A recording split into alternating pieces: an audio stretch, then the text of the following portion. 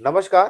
Candid conversations के नए episode में आपका स्वागत है। आज मंगलवार है और मैं हर बार की तरह प्रोफेसर अबदू बसर से बात करूंगा। सर, जो इस समय दुर्गति है देश की, उसको मैं कहां से शुरू करूं? लेकिन सबसे पहले शुरू करता हूं लोकसभा से, क्योंकि लोकसभा का जो बजट सत्र है वो चल रहा है और जिस तरह की खबरें आ रही है वो चिंताजनक हैं। क्योंकि पार्टी कोई भी रह सत्ता में, लेकिन परंपराओं को परिपाटी की जिस तरीके से मटियामेट किया जा रहा है, उस पर मैं व्यक्तिगत रूप से बहुत चिंतित हूं।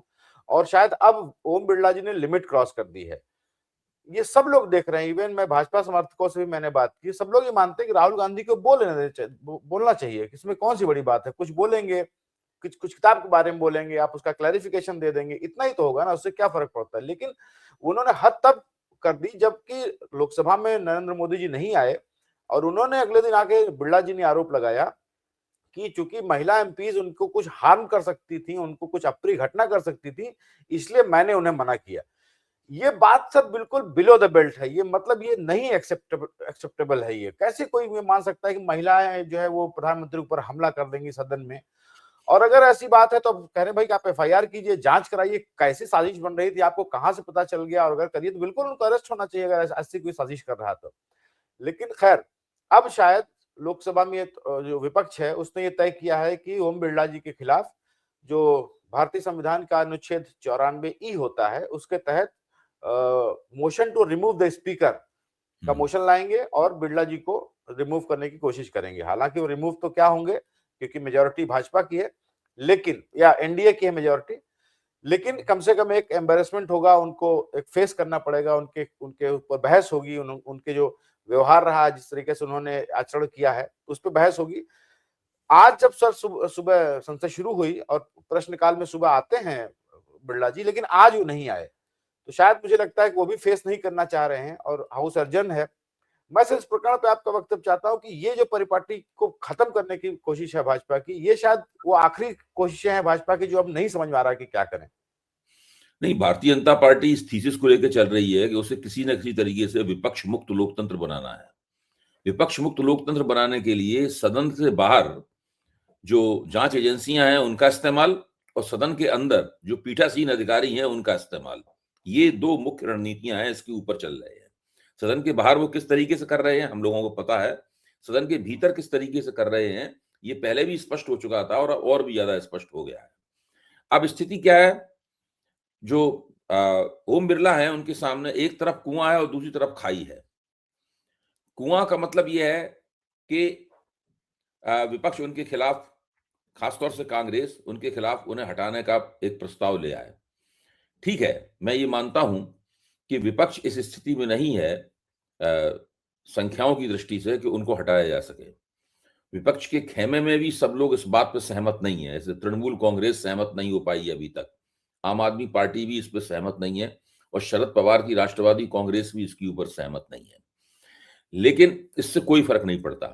कांग्रेस ने कल शाम को ही, जब हम लोग ये कार्यक्रम रिकॉर्ड कर रहे हैं, तो कल शाम तक 102 दस्तखत करा लिए थे अपने प्रस्ताव के ऊपर, जो पर्याप्त हैं। उस प्रस्ताव को मानना पड़ेगा, कम से कम चर्चा के लिए उनको ले जाना पड़ेगा। प्रस्ताव के लिए तो 2 ही एमपी काफी काफी हैं, सिर्फ 2। हाँ, उन्होंने 102 करा लिए हैं साइन, वही तो मैं कह रहा हूं, वो 102 करा लिए। अब ऐसी स्थिति में क्या होगा? ऐसी स्थिति में होगा ये कि उनके रवैये के ऊपर और सदन की जो समृद्ध परंपराएं हैं उनके बरक्स रखते हुए बड़ी जबरदस्त वहां पर चर्चा होगी। उस चर्चा का सभी तरफ प्रसारण होगा और भारतीय जनता पार्टी को काफी माथापच्ची करनी पड़ेगी और लोकसभा अध्यक्ष को काफी शर्मिंदगी का सामना करना पड़ेगा। अब विपक्ष ने इसके अंदर एक स्पिन और मारा है, उसकी चर्चा यहां करना जरूरी है। जब ये गतिरोध टूटे, इसके लिए जब विपक्ष के नेता वहां पे गए तो विपक्ष ने उनके सामने प्रस्ताव रखा कि हम केवल एक शर्त पर आपको हटाने का प्रस्ताव न लाने के बारे में सोच सकते हैं, सहमत हो सकते हैं, बशर्ते आप विपक्ष के कुछ नेताओं और वक्ताओं को ये इजाजत दे दीजिए कि वो खड़े होकर अपनी उन दिक्कतों के बारे में, अपनी उन पीड़ाओं के बारे में बोलें जो आपके व्यवहार से पैदा हुई हैं। आप देखिए ना, उनसे कहा गया है कि हमें आप कुछ, हमारे वक्ताओं को पहले से तय कर लीजिए कि इतने वक्ता बोलेंगे इतने समय तक, और हम लोग उन, आपने जो किया है हम लोग उसके ऊपर चर्चा करेंगे।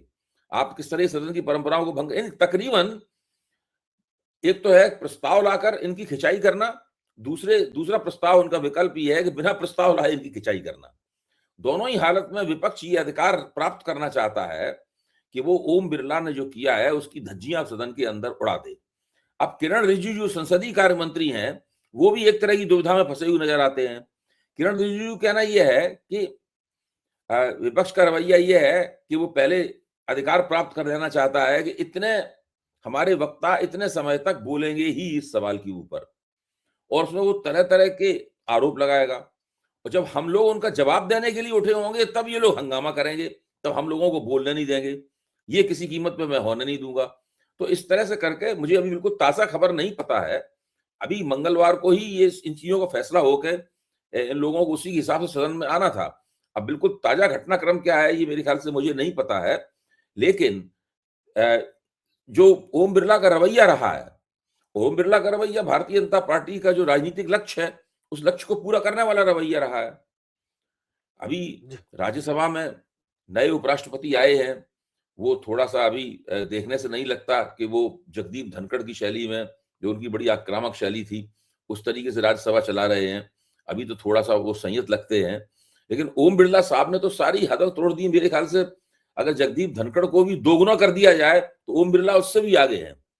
ये स्थिति इनकी है, तो बहुत बुरी स्थिति इनकी है, और विपक्ष ने इनको दोनों तरफ से दबाया है कि चाहे तो हम आपके खिलाफ प्रस्ताव ले आते हैं, और अगर प्रस्ताव आप लाने से रोकना चाहते हैं, अगर आप उस लिस्ट मतलब आप पहले लोकसभा अध्यक्ष बन जाएंगे जिनको हटाने का विपक्ष प्रस्ताव लाया है, भले ही प्रस्ताव वो गिर जाए, लेकिन दर्ज तो हो ही जाएगा कि आपका आचरण इस काबिल नहीं था, विपक्ष ने आपके आचरण को खारिज कर दिया।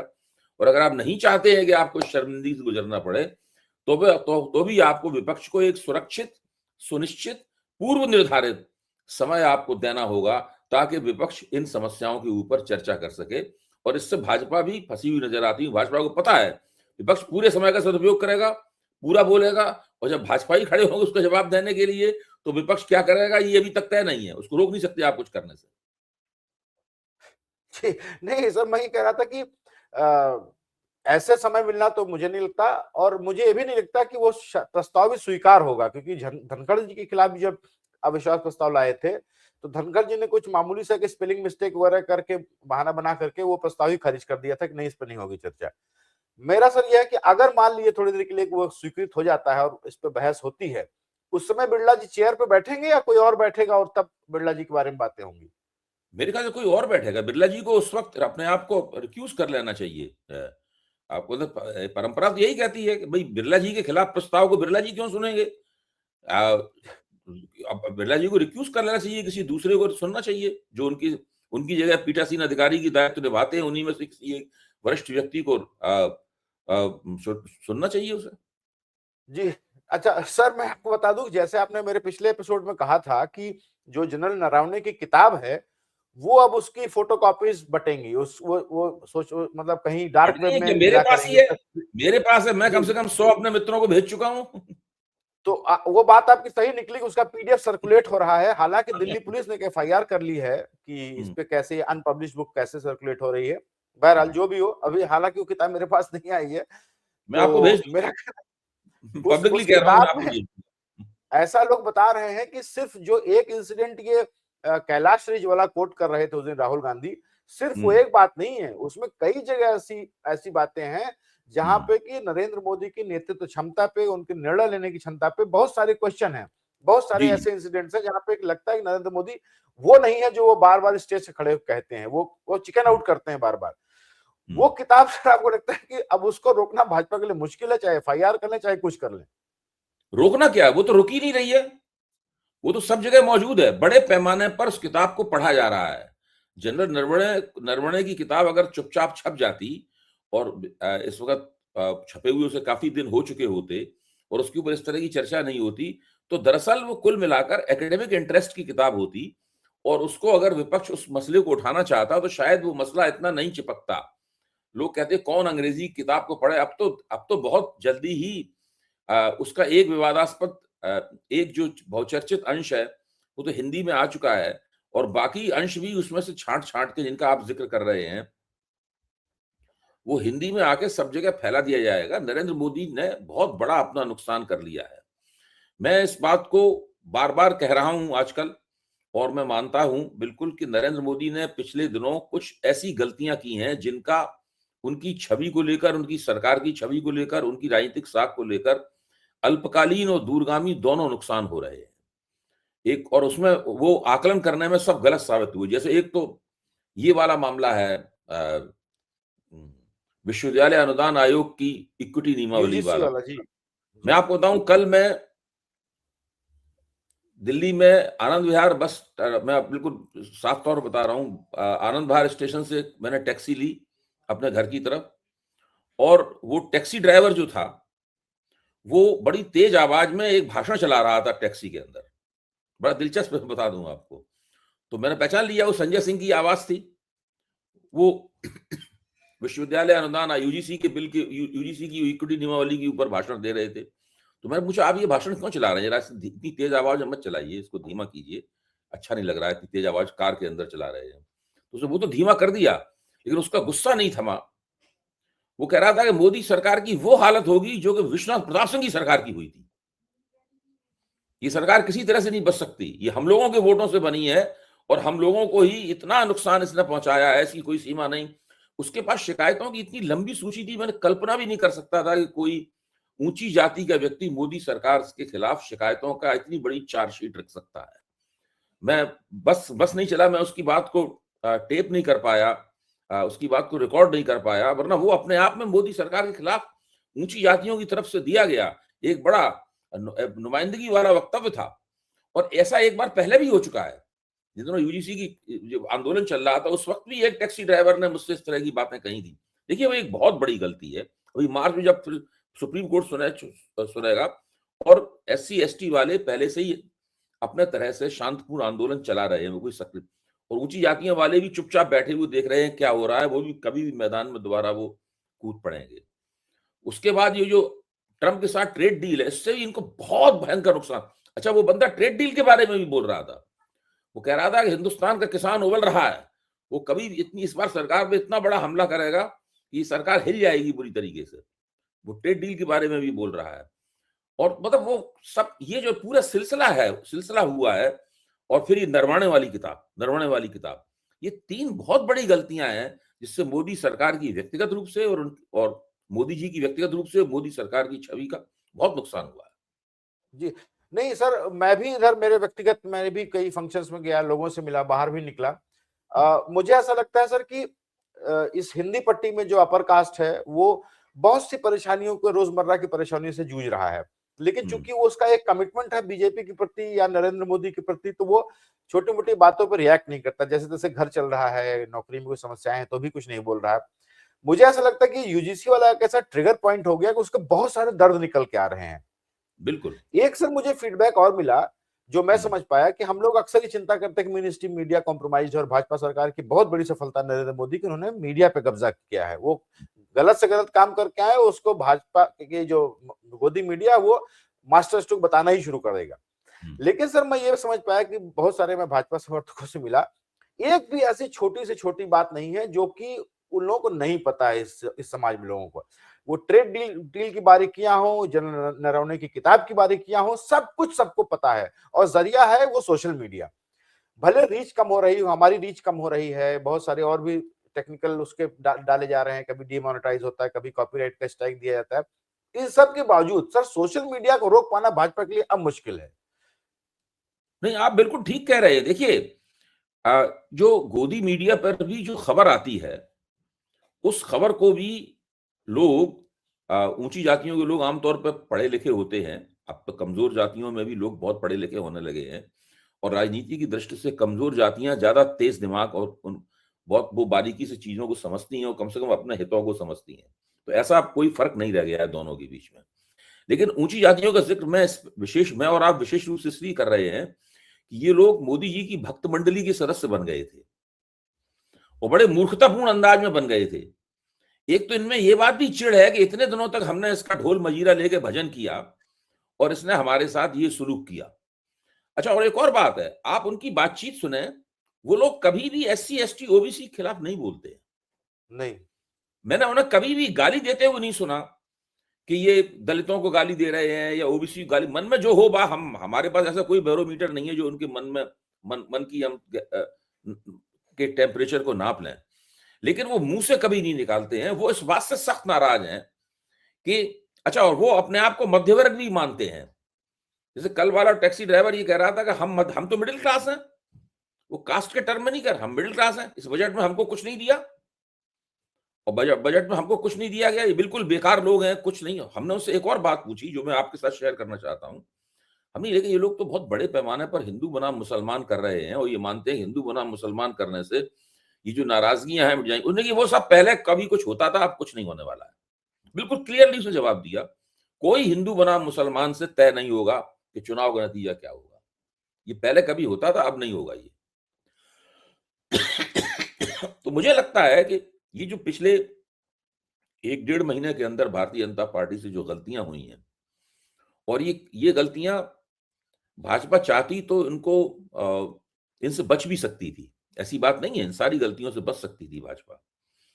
लेकिन भारतीय जनता पार्टी ने अति आत्मविश्वास के चलते या जैसे कहते हैं कि गलत आकलन करने के चलते इन गलतियों को किया और फिर इनका प्रबंधन करने के चक्कर में और ज्यादा अपने लिए मुश्किलें पैदा कर ली अब परिस्थिति इनके हाथ से अब मुझे कम से कम निकलती हुई दिखाई पड़ती है। जी। नहीं सर, मुझे लगता है कि भाजपा भी उस अब सिंड्रोम का शिकार है जिस सिंड्रोम का शिकार कांग्रेस 2013-14 में थी। क्योंकि मुझे वाकया याद है सर कि 2012-13 में जब ये अन्ना आंदोलन चल रहा था, कॉमनवेल्थ घोटाला, कोल घोटाला, ये सारी सारी बुरी बातों, कांग्रेस के बारे में बुरी बातें कही जा रही थी। तो मैं कांग्रेस एमपी से मिला, उन्होंने कहा कोई बात नहीं, क्या फर्क पड़ता है, इमरजेंसी के बाद भी कांग्रेस की जो है वो 148 सीटें आ गई थी, साउथ से हमें सीटें आ जाती, कोई दिक्कत नहीं है। शायद बीजेपी भी उसी सिंड्रोम में जी रही है कि ये कभी नहीं होगा और हम तो अनंत काल तक सरकार में रहेंगे। लेकिन सर, जो एक मुद्दा और बात कर लूं मैं ट्रेड डील का। ट्रेड डील में सर जो ऐतिहासिक गलती हम लोग कह रहे थे कि नरेंद्र मोदी नहीं करेंगे, आखिर में अब तो डिटेल सामने आ गई है, वो एग्रीकल्चर तो खोल दिया गया है और अब भाजपा वाले बरगला रहे हैं कि नहीं नहीं, और जो शर्तें रखी हैं कि रूस से तेल बंद कीजिए, वो रूस से तेल बंद हो रहा है। एमईए से पूछा था एक्सटर्नल अफेयर्स मिनिस्ट्री से, तो वो कहते हैं कि आप कॉमर्स मिनिस्टर पूछिए, कॉमर्स मिनिस्टर पूछा था, कहते हैं एमईए से पूछिए। ये गड़बड़ है, एक बड़ी मुसीबत नरेंद्र मोदी के लिए खड़ी होती जा रही है, आपको लगता है? देखिए, हम और आप सोशल मीडिया पे हैं, हम लोग वीडियो बनाते हैं, हमें पता लग जाता है उस वीडियो को कितने लोगों ने देखा। तुरंत हमें पता लग जाता है कि हमारी बात कितने लोगों तक पहुंची। ये टीआरपी ऐसा एक अजीब सा मामला नहीं है जो हमेशा संदिग्ध रहता है। बिल्कुल क्लियर है कि इतने लोगों ने हमें देखा, किस व्यक्ति ने कितनी देर तक देखा, किस व्यक्ति ने कब वीडियो बंद किया, सब हमें क्लिक थ्रू रेट के जरिए सब पता लग जाता है। तो जब हम ट्रेड डील के ऊपर किसी विशेषज्ञ के साथ में, साधारण लोग नहीं जो हवाई बातें करते हैं, किसी विशेषज्ञ के साथ में जब वीडियो बनाते हैं तो उसको लाखों लोग देख रहे हैं। मैं फिर से कह रहा हूं, वो लोग नहीं, जो वो पत्रकार नहीं जो अपने आप को हर विषय का विशेषज्ञ मानते हैं और वो एक तरफा बातें बोलते हैं, मैं उनकी बात नहीं कर रहा हूं। जो अर्थशास्त्री है और जटिल भाषा बोलता है, उसकी शब्दावली भी अलग तरह की है, अंग्रेजी शब्दों का भी इस्तेमाल करता है, लेकिन लोग उसका वीडियो ध्यान से देखते हैं और सुनते हैं ट्रेड डील के ऊपर। लोगों को पता है कि ट्रेड डील के ऊपर उनका अपना मुल्क का, हमारे देश की स्वतंत्रता का, हमारी प्रभुसत्ता है, संप्रभुता है, सबका भविष्य निर्भर है। अब आप सोचिए, ट्रंप ने एक एग्जीक्यूटिव ऑर्डर साइन किया था।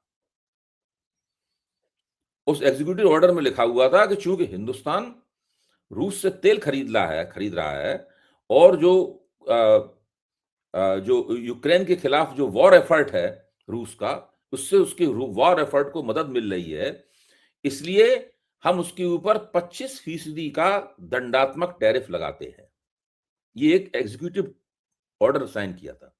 फिर इसी एग्जीक्यूटिव ऑर्डर में जो बात लिखी हुई थी, जब सुप्रीम कोर्ट में ये मामला गया, तब ट्रंप सरकार ने सुप्रीम कोर्ट में भी यही तर्क दिया।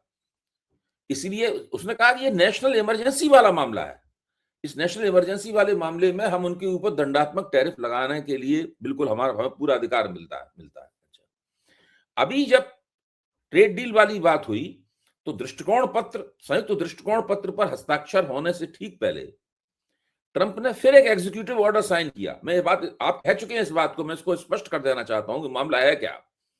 कितनी बेइज्जती हो रही है भारत की, और भारत की जो राष्ट्रीय संप्रभुता है वो कितनी खतरे में है, उसमें वो साफ तौर पर ट्रंप लिखता है कि अगर आपने रूस से तेल लेना बंद कर दिया है, इसलिए हम ये 25% हटा रहे हैं, लेकिन जैसे ही रूस से आप तेल लेना फिर शुरू करेंगे, हम ये 25% टैरिफ फिर लगा देंगे आपके ऊपर। यानी ये सशर्त है ये। और हाँ, वो अभी तक मॉनिटरिंग की बात कर रहे हैं, वो कह रहे हैं हम अभी मॉनिटर तक करेंगे। जी हाँ, अभी तक जो बाकी 25% लगाया उसको घटा के 18% नहीं किया है। यहां प्रचार चल रहा है, जश्न मनाया जा रहा है कि हम पर 18%, अभी तक नहीं हुआ है। वो 18% तब होगा जबकि ट्रेड डील होगी पूरी तरह। ट्रेड डील अभी दृष्टिकोण पत्र पर दस्तखत करने, जो फ्रेमवर्क का जो घोषणा पत्र है उस पर दस्तखत करने तक पहुंची है। इसके आधार पर एक एंटरिम ट्रेड डील होगी पहले, इसके आधार पर पहले एक अंतरिम ट्रेड डील होगी, फिर उस अंतरिम ट्रेड डील के आधार पर पूरी ट्रेड डील होगी। यानी अभी मंजिल दूर है, और इसमें जानता है अमेरिका कि वो भारत के ऊपर और कस के दबाव डालेगा, और जहां जहां भारत थोड़ा बहुत अड़ रहा है कि हम ये नहीं करेंगे वो नहीं करेंगे, उन सबको भारत जो है वो उनको सारे विरोधों को हटा देगा, वो सारे बैरियर्स जो भारत ने लगा रखे उठा देगा। अंततः जब फाइनल ट्रेड डील होगी उस वक्त तक भारत का कृषि बाजार कमोबेश अमेरिका के लिए पूरी तरह खुल चुका होगा, और अमेरिकी उत्पाद जिसमें जेनेटिकली मॉडिफाइड जो फसलें हैं उनके उत्पाद भी शामिल होंगे। वो न केवल हमारे पशु खा रहे होंगे, देखिए है क्या कि चावल और मक्का को प्रोसेस करके उसमें से एथेनॉल निकाला जाता है।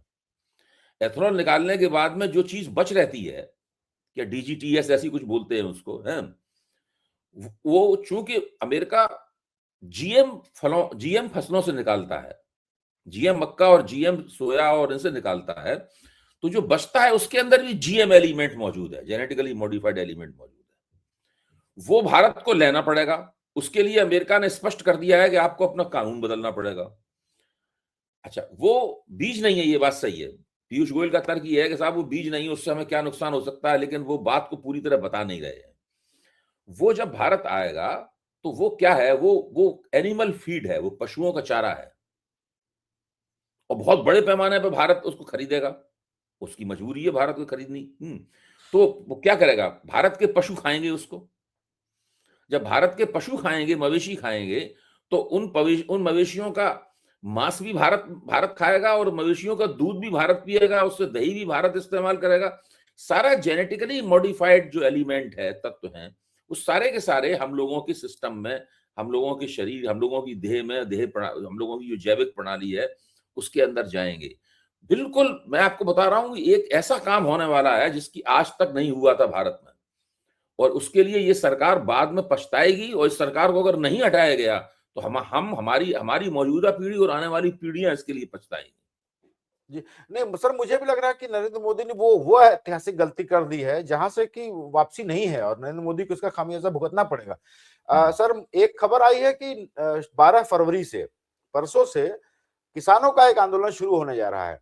बिल्कुल। और मैं सर जो समझ पा रहा हूँ कि बहुत सारे एक्टिविस्ट हमारे सर्किल में हैं, वो लोग ये कहते हैं कि पूरे देश में छोटे छोटे आंदोलन चल तो रहे हैं अलग अलग मुद्दों पे, कहीं यूथ का है, कहीं किसानों का है, कहीं किसी का है, लेकिन एक बड़ा आंदोलन नहीं हो पा रहा है, और नरेंद्र मोदी की सरकार के खिलाफ एक बड़े आंदोलन की आवश्यकता है। आपको लगता है सर कि पिछले हम लोग 1 महीने की जो घटनाएं देख रहे हैं, और किसान आंदोलन अगर ये सुलगना शुरू होता है, तो ये बड़ा आंदोलन का रूप ले सकता है, और नरेंद्र मोदी की सरकार के लिए बड़ी दिक्कत होगी इससे? देखिए, अगर विपक्ष ने इस पूरे मसले को और ठीक से विपक्ष पूरे मसले से ठीक से निपटा, और इन्होंने एक समझदारी पूर्ण रणनीति बनाई, तो मेरा मानना है कि इस वक्त नरेंद्र मोदी की सरकार को अगले 6 महीने के भीतर 6 महीने में ज्यादा समय बता रहा हूं, 2-3 महीने के भीतर बहुत ही गंभीर संकट में नरेंद्र मोदी की सरकार फंस सकती है। अच्छा, ऊंची जातियों में, खासतौर से ऊंची जातियों का जो राजपूतों वाला हिस्सा है, वो अब स्पष्ट रूप से ये कहता नजर आता है। संयोग से जिन 2 ड्राइवरों से मैंने मुलाकात की वो दोनों राजपूती थे, मैंने उनसे नाम भी पूछा उनका, है। ये जातिवाद वाला सवाल नहीं है, ये भारतीय राजनीति की हकीकत है। वो साफ तौर पर कह रहे हैं कि मोदी को अब इस्तीफा दे देना चाहिए और योगी को प्रधानमंत्री पद पर बैठा देना चाहिए। भाई, उनकी राय है अपनी, वो देश के वो है, हाँ वो उनको पूरा अधिकार है ये सोचने का भाई कौन उसके बेहतर। हमें हमें योगी आदित्यनाथ पसंद नहीं है या नरेंद्र मोदी पसंद नहीं, उससे क्या फर्क पड़ता है? आम मतदाता किस तरह सोच रहा है हमें देखना चाहिए। आप सोचिए देश में ऊंची जातियों की जो 8-9%, 5-6% जो आबादी का बड़ा हिस्सा है, वो हिस्सा अभी तक भारतीय जनता पार्टी का कट्टर समर्थक हुआ करता था। और योगी आदित्यनाथ का कम से कम इतना योगदान तो है ही भाजपा की राजनीति में कि उन्होंने इस धड़े को, जो कि इतना कट्टर समर्थक नहीं होता था, ब्राह्मण ज्यादा कट्टर समर्थक होते थे, बनिया ज्यादा कट्टर समर्थक होते थे, इसीलिए भाजपा को हम लोग चलताऊ भाषा में ब्राह्मण बनिया पार्टी बोलते थे। हम लोग ब्राह्मण राजपूत पार्टी या ब्राह्मण राजपूत पार्टी नहीं बोलते थे। उन राजपूतों को भी इनके साथ में ले आए हैं। तो ये चीज जो है ना, ये भारतीय जनता पार्टी को बहुत परेशान करने वाली है, बहुत मुश्किल पहुंचाने वाली है। और ये चीज योगी आदित्यनाथ की दावेदारी को मजबूत करती है। उनको हटाने में इन लोगों की अक्षमता और ज्यादा बढ़ जाएगी। और जो चुनौतियां हैं इस सरकार के लिए, आंतरिक चुनौतियां बहुत बड़े पैमाने पर बढ़ेंगी। तो भाजपा ने ऐसा काम किया। अच्छा, जो भाजपा समर्थक सोशल मीडिया के यूट्यूबर्स हैं, वो भी इस बात को समझ रहे हैं। आप देखिए उनमें से कई ऐसे हैं जो खुल के इस बात को कह रहे हैं कि बहुत बड़ी गड़बड़ हो गई है, सारा बैलेंस बिगड़ गया है। बार बार कहते हैं संतुलन बिगड़ गया है, बड़ी गड़बड़ हो गई है। ये या तो ये साजिश का परिणाम है, पता नहीं क्यों नहीं इसको ठीक कर रहे हो लोग, समझ में नहीं आ रहा। वो लोग बहुत बेचैन है इस बात से, क्योंकि अगर ये सरकार हट जाती है तो लोगों का भी सब कुछ छिन जाएगा। जी। सर मैं एक आखिरी सवाल आपसे कर लूं असम के ऊपर। जी। असम का सर एक भाजपा असम ने एक अपने ट्विटर हैंडल पे एक बड़ा ही आपत्तिजनक वीडियो लगाया, जिसमें उन्होंने दिखाया कि जो हिमंता बिस्वा शर्मा चीफ मिनिस्टर हैं, वो एक बड़ी राइफल से, असॉल्ट राइफल से एम कर रहे हैं और मुसलमानों के ऊपर गोली चला रहे हैं। और उसका कैप्शन लिखा गया पॉइंट ब्लैंक शॉट। अब बाद में वो हल्ला हुआ तो वो हट गया, लेकिन जैसा कि आशुतोष जी ने कहा कि इस वीडियो को डाउनलोड करके पूरी दुनिया को दिखाना चाहिए कि भाजपा क्या है। लेकिन सर असम में अब हिमंता बिस्वा शर्मा ने वहां के जो गौरव गोगोई हैं कांग्रेस के नेता, उनके ऊपर जो है आरोप लगाना शुरू कर दिया कि इनकी पत्नी का कुछ बता रहे हैं कि पाकिस्तानी कनेक्शन है या सीआईए कनेक्शन है। असम की स्थिति सर आपको कुछ पता चल पा रही है कि भाजपा वहां इतनी खराब हालत में है कि ऐसे वीडियो जारी करने पड़ रहे हैं? देखिए वहां पर ये तो लग रहा है हेमंत बिस्वा शर्मा को और भाजपा को लग रहा है कि इस वक्त कांग्रेस को जिस तरीके से पिछले चुनावों में इन्होंने हरा लिया, इस तरीके से कांग्रेस अब उतनी कमजोर स्थिति में नहीं है। कांग्रेस ने अपने पत्ते भी, मुझे लगता है, वो ठीक तरीके से खेल रही है। और गौरव गोगोई उसके पूरे चुनावी मुहिम के केंद्र में होने वाले हैं, क्योंकि असम के बारे में जो कुछ भी कांग्रेस की रणनीति वगैरह घोषित होती है वो गौरव गोगोई ही घोषित करते हैं। और संसद में भी उनको एक प्रमुख वक्ता के रूप में हर बार पेश किया जाता है, हम देख रहे हैं। और वो अच्छा बोलते हैं, मैं मानता हूं वो अच्छा बोलते हैं। मेरे ख्याल से कांग्रेस की यंग ब्रिगेड है, उसमें गौरव गोगोई काफी चमकदार, मतलब जो है। आप देखिए आपके सचिन पायलट भी अच्छे वक्ता हैं, लेकिन सचिन पायलट को ये सब जिम्मेदारियां नहीं प्राप्त होती, गौरव गोगोई को ये सब जिम्मेदारियां प्राप्त होती हैं। तो मुझे लगता है इस बार कांग्रेस बहुत ही कड़ा मुकाबला भाजपा करेगी और हो सकता है कि असम के नतीजे जो हैं भाजपा को आश्चर्यचकित कर दें। और इस बात को ये लोग भी समझ रहे होंगे, इसलिए जैसे ही इनको लगता है कि हारने वाले हैं या कमजोर हो रहे हैं, वैसे ही घोर सांप्रदायिक हो जाते हैं। और हेमंत बिस्वा शर्मा तो वैसे भी घोर सांप्रदायिक है ही, तो वो उसी तरीके से उसी तरह की हरकतें वो कर रहे हैं। तो इससे ये अंदाजा लगाया सकता है कि भाजपा काफी विचलित है वहां पर। जी। नहीं, गौरव गोगोई को भी कांग्रेस ने काफी मौका दिया, उनको हाईलाइट किया है। आपको याद हो सर कि जी। कई बार जब डिबेट की ओपनिंग होती है तो गौरव गोगोई पहले वक्ता होते हैं। हाँ, वही मैं कह रहा हालांकि हूँ, हिंदी विश्व हिंदी कह रहा हूँ। भाषी प्रदेश से नहीं आते हैं, उसके बावजूद जो है उनको एक अच्छा अवसर दिया जाता है कि पहला ओपनिंग डिबेट वो तो हिंदी करेंगे। फर्स्ट क्लास हम लोगों की तरह बोलते हैं, उसमें कोई दिक्कत है ही नहीं। हाँ हाँ, तो हाँ, नहीं, जैसे लीड ही होता है वही हिंदी में किसी हिंदी भाषी वाले दिया है, लेकिन वो अच्छा बोलते हैं, तथ्यपरक बोलते हैं। और देखते हैं, असम में अभी कहानी बाकी है। तो आज के लिए सर इतना ही समय था हमारे पास, और हमसे बात करने के लिए धन्यवाद, और दर्शकों का भी बहुत बहुत धन्यवाद। थैंक यू सो जी। मच। हाँ।